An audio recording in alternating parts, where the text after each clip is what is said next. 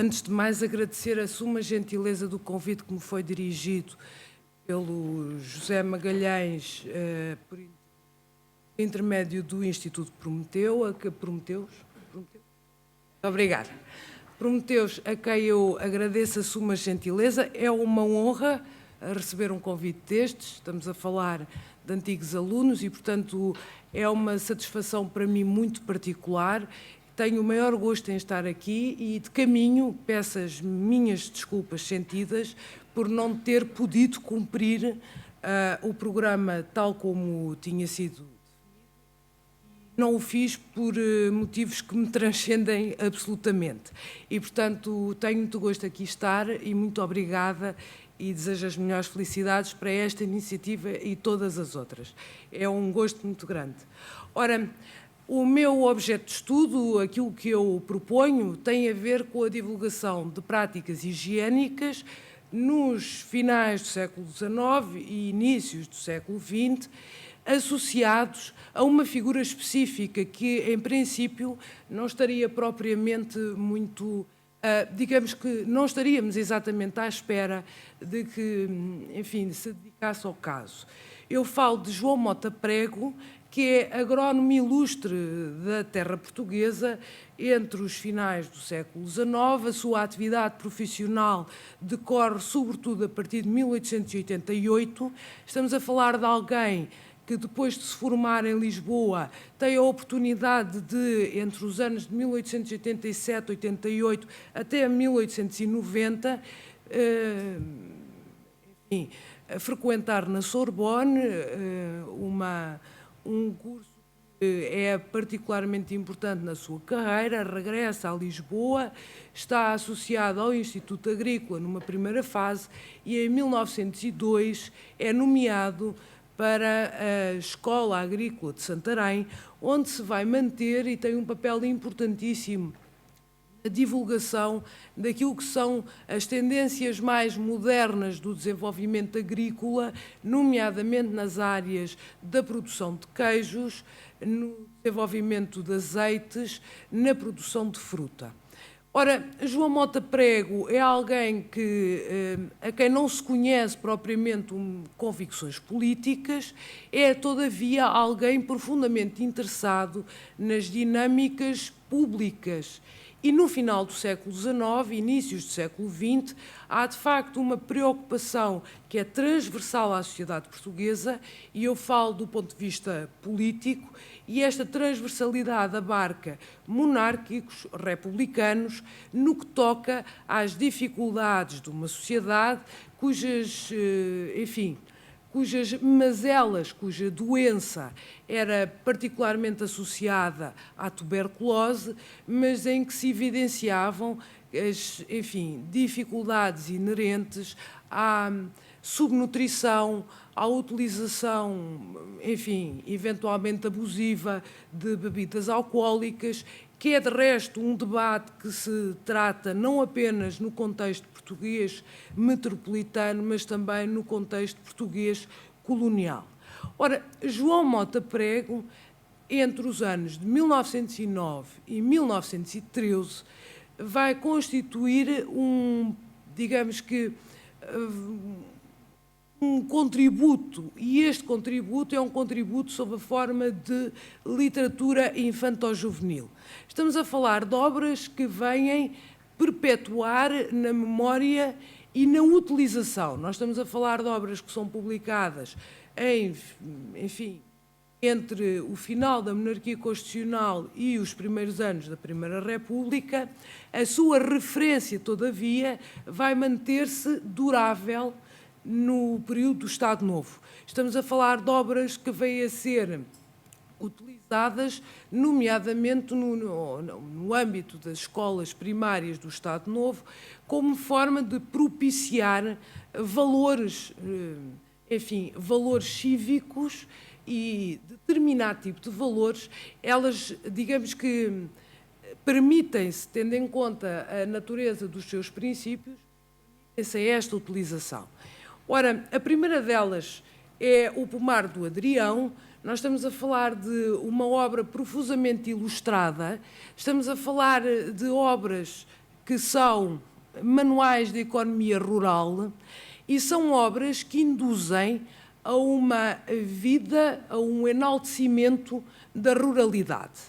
E este enaltecimento da ruralidade conforme uma visão de dicotomia entre campos e cidade, sendo que esta dicotomia é muito, se quisermos, muito imediata.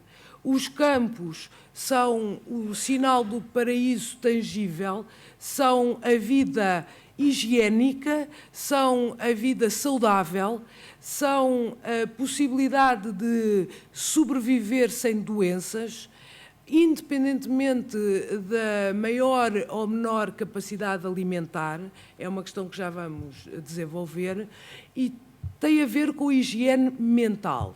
Ou seja, os campos são compatíveis, não tem de quê, querida, os campos são compatíveis com a salubridade mental, por oposição àquilo que é a vida urbana, uma vida escura, uma vida associada normalmente a contextos úmidos, fabris, opressivos, que não dignificam a natureza humana, não é?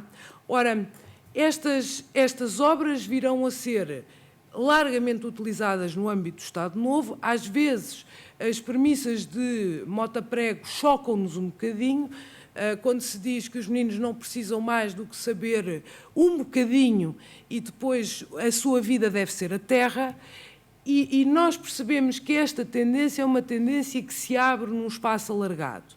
Porquê? Porque esta tendência pressupõe, digamos que, os chamados neofisiocratas do final do século XIX, que são largamente ilustrados por Basílio Teles, que é um republicano, ou homens, antes pelo contrário, como Lino Neto, que é monárquico e católico. Ora, as obras, e para terminar, porque já não devo ter muito mais tempo, as obras de Mota Prego são obras com um pendor largamente pedagógico. Elas têm são dirigidas a um público das escolas, normalmente a um público das escolas urbanas, o que significa que propiciam um ensejo por um campo bucólico, no qual as crianças são naturalmente rosadas e saudáveis, não é? Independentemente do contacto pouco higiênico que se possa imaginar.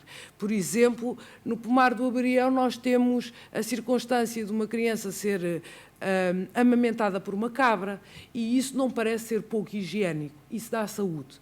Nós temos a possibilidade de uma criança brincar e andar a mexer na terra, e isso não é considerado pouco higiênico, isto dá saúde.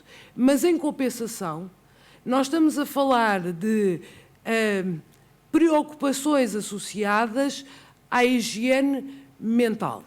E nesta matéria nós temos personagens tipo, personagens que estão associados, nomeadamente, esta obra é de 1909 e é a única obra em que há resquícios de convicção política do autor.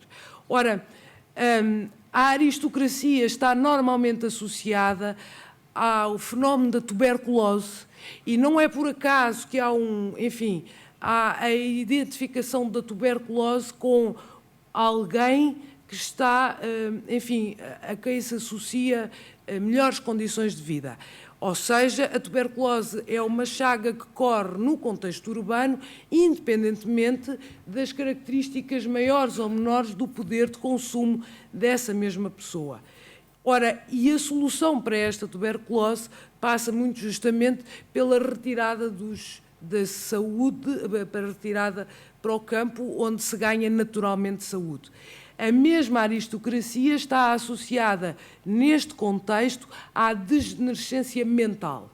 E esta é uma tendência da época. Antão de Melo, fará um tratado da degenerescência das famílias reais.